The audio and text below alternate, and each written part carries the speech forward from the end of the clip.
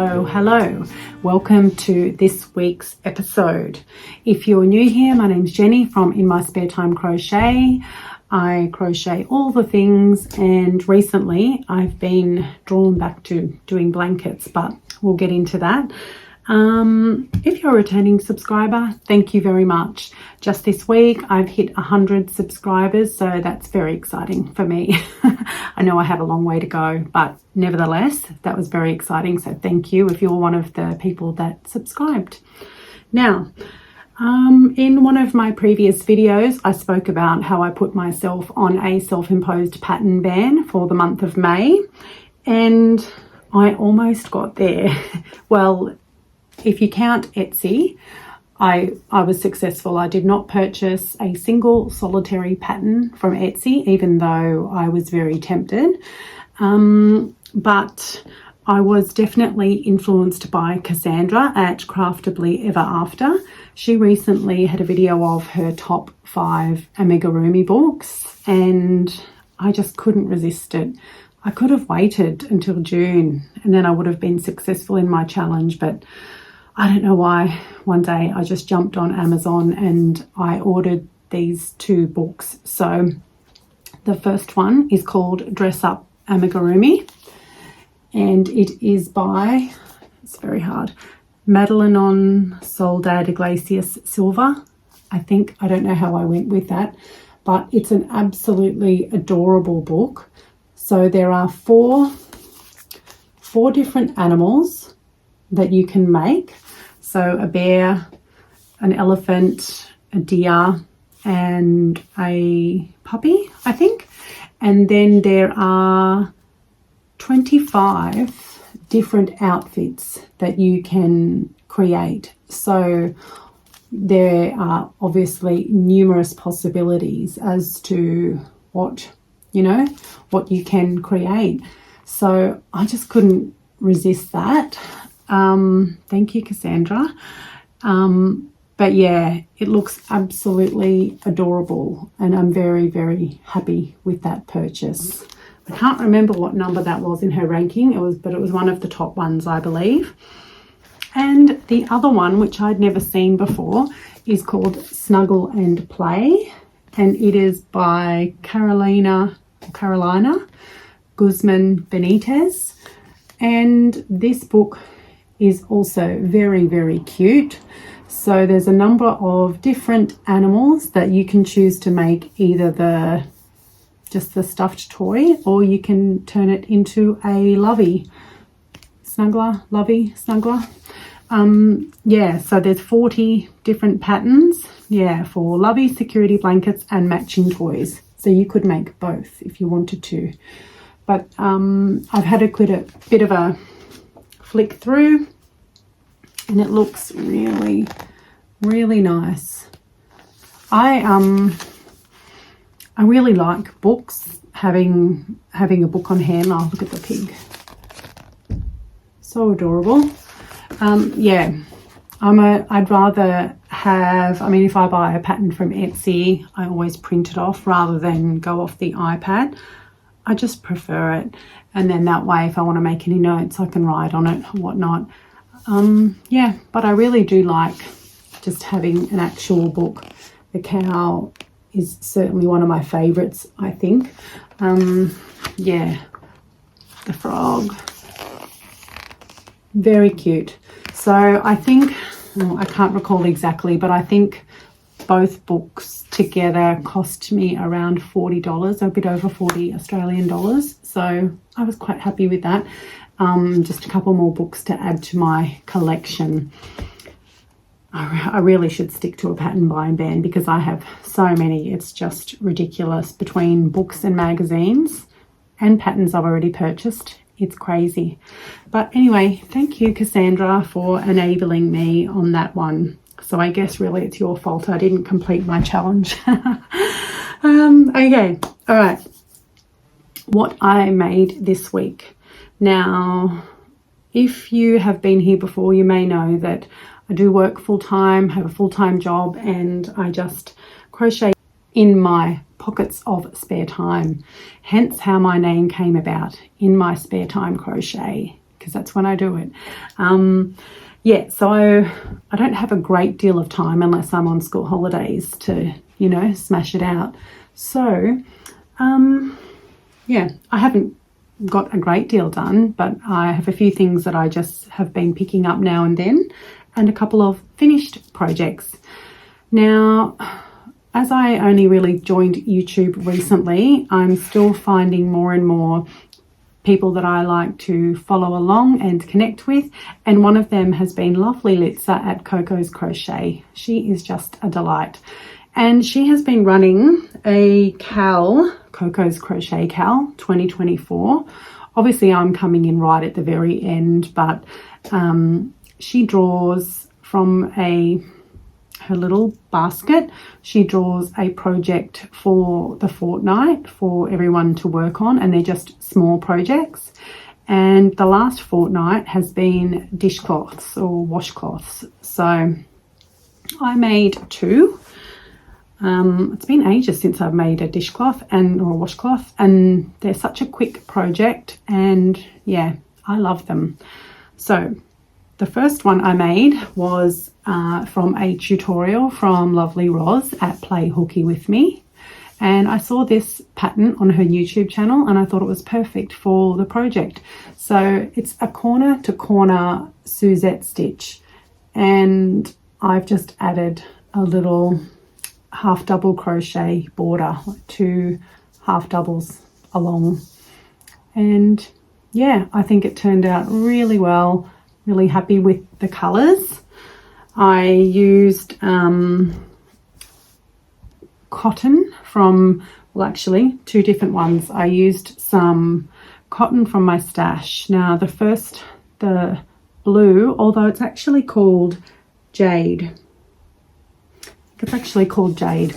So this is Saucer Fibre clear as cotton. I really love this cotton. It works up really well and it's really affordable. This is such a pretty colour. So this one's called Jade, although I'd say it's a minty colour. So that's the one I've used for the border. And the actual dishcloth is a blend moment, and this colour is amethyst, and this is a cotton acrylic blend. So I feel like it's slightly larger than, or slightly thicker than the clearest cotton, but they work well together. I think I used maybe a 4mm hook, but anyway, that came up really, really well. So I decided I wanted to make another one to go with it, and I looked at quite a few patterns. I started and stopped, and then I just went to good old basic half double crochet. So I really like the texture and it's really easy, and I've just finished it off all with a single crochet border, and of course I just swapped the colors over, so I could gift this as a little set if I wanted to, but I might even keep it for myself. But either way, they were my 2 finished projects for the Coco Crochet, am I saying it right? Coco's Crochet Cal 2024. Now, I watched her video yesterday, and the project for the next fortnight is coasters. So I was thinking I might even design something for that. And then if I'm happy with it, I could do a bit of a tutorial for my channel. So if you see this video and have any ideas of what might be cute for a coaster, let me know. Okay, so that's the first finished project. Now, I have an ongoing make that I started, I don't know, maybe a couple of weeks ago, and it's good because I can just pick it up and do it when I feel the need. Sometimes I take it to work and work on it during a break, and it is a good old ripple blanket. I'm absolutely loving how this is working up. It's really warm. It's so, I don't know, I feel like you just can't beat ripple blankets. They're almost meditative. You just, you know, get in on a bit of a roll and go. Now, for that blanket, the pattern is by Lucy at Addict24 from her blog. I feel like it's been there for years, but it's my go-to for ripple blankets. I just really like how it works up, and it's really easy. Now the colours that I've been using for that are, most of them are from Spotlight, just the USA Spot Saver yarn. I actually really like that yarn and I use it quite a bit. So my main colour is the natural. I've made plenty of blanket with this colour, and yeah, I really like it. It's thick.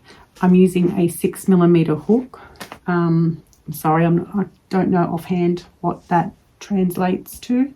Oh, a J, apparently a J.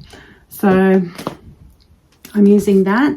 I'm using Aqua in the Spot Saver, dark pink, also Spot Saver, and the light pink is actually a Premier Basics worsted that I got online, and the colour is Blush. So they go really well together. I'm really super happy with how it's working up, and as I said, I just kind of pick it up now and then. It's not for any particular reason. I have a feeling I'm not going to want to part with this one. Not that I need another blanket, I really don't. However, I just love it. So the one thing I might do is I try to do a couple a year. I run raffles over on my Facebook page and donate the money raised to a deserving cause. In the past, I've raised money for juvenile diabetes, rural fire service, a local boy who was representing Australia in discus. Yep, discus at the Youth Commonwealth Games. What else? I feel like there's another one as well. Either way, I like to do it a couple of times a year because I just like to. Okay. There's that. So I've also been very busy testing a blanket for my lovely friend Kylie at Stitched Up Craft over on Instagram. Now this blanket is called the Bimini blanket, and I believe it was published in one of the crochet magazines a few years ago, but she's going to be releasing it. It's not finished yet, obviously, but you can see it's a series of hexagons. The flower one is obviously a feature. She will have, and the ones that she has made have more of the flowers in it, but I wanted to make it, I guess, a bit of a feature in the center, and I'm going to keep the rest of mine solid in the green color, but I think it's coming along really, really nicely. I'll be making a baby size blanket because I think that's just what works for me time-wise at the moment, but I always love helping Kylie out. I have previously tested for her. She has a number of blanket patterns over in her Etsy. I'll pop up some pictures of what I've tested in the past. She has the soft spikes blanket, which I made in mustard and grey and white and gifted to my daughter's friend for her little one, and he loved it.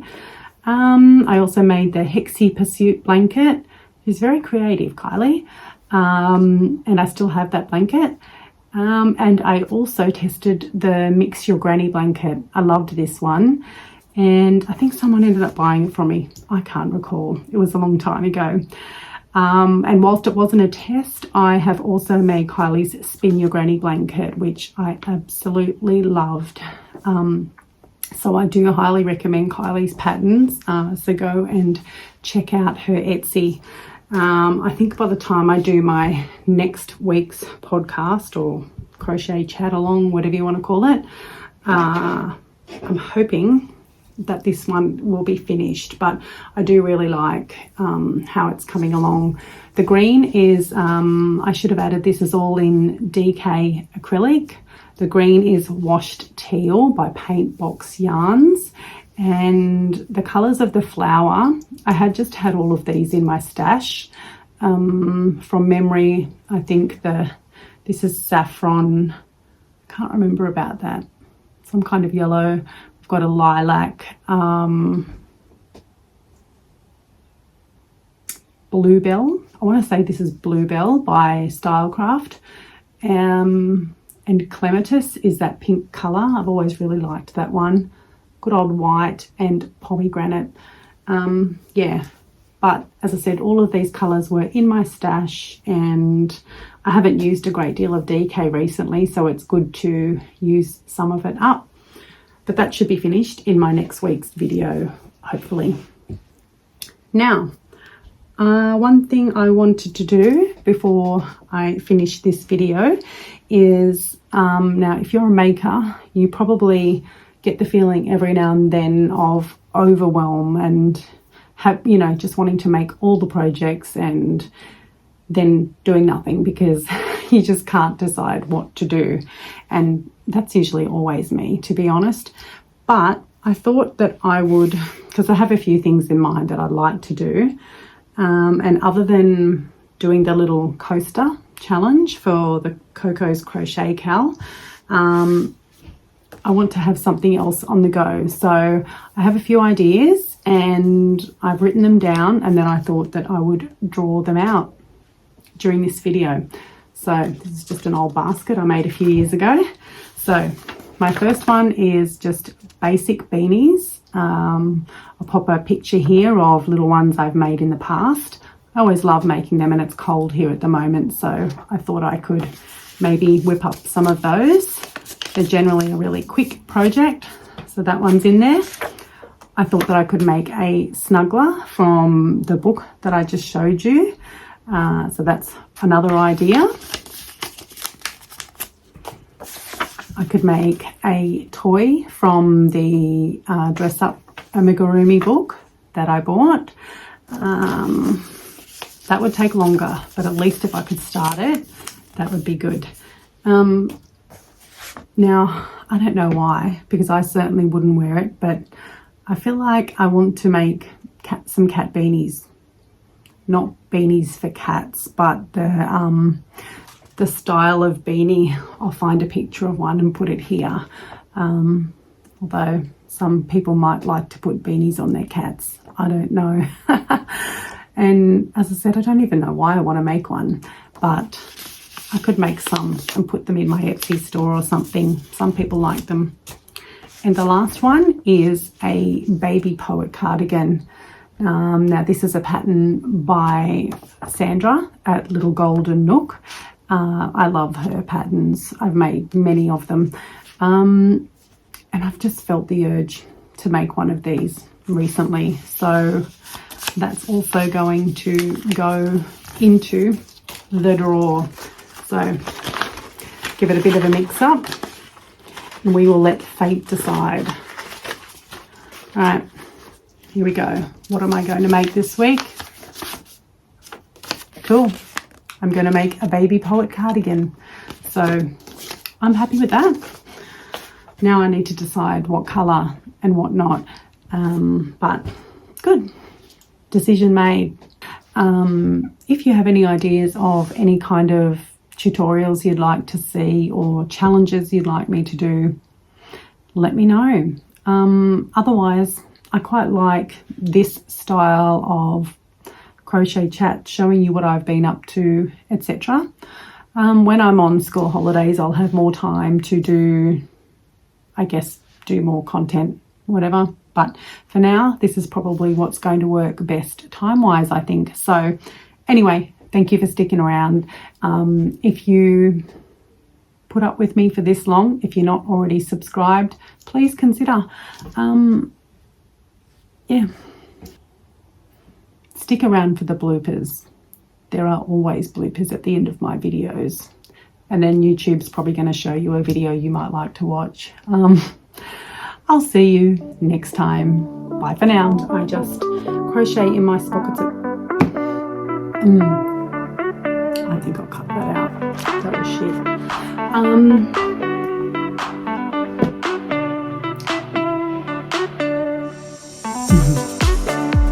My friends